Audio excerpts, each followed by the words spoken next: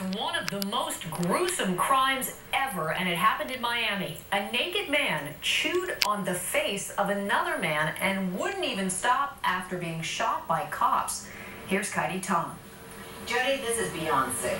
And even seasoned cops say it's one of the worst things they've ever seen. I just want to warn you, what you're about to hear is graphic and disturbing. Then the guy was like tearing him to pieces with his mouth. So I told him, get off. You know, it's like, and the guy just kept eating the other guy away, like ripping his skin. Larry Vega describes it as a scene out of a horror movie, as a naked man chewed off the face of another naked man in broad daylight on the MacArthur Causeway exit.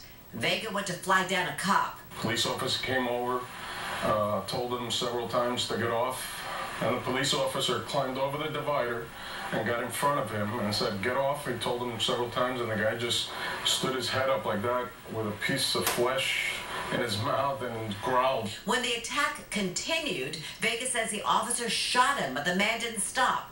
The officer shot him several more times, eventually killing the attacker.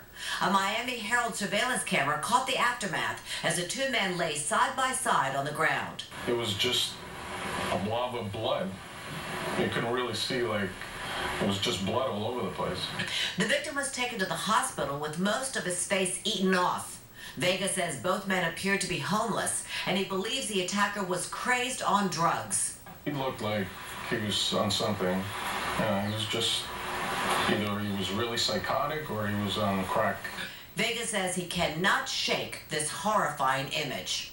Pretty gruesome. It's one of the most gruesome things I've ever seen in my life in person. Can you imagine? Cops have not identified the flesh-eating attacker or his victim, or the cop who shot and killed the cannibal. The victim remains in critical condition. His face, witnesses say, virtually gone. Jody. All right, Heidi, thank you very much.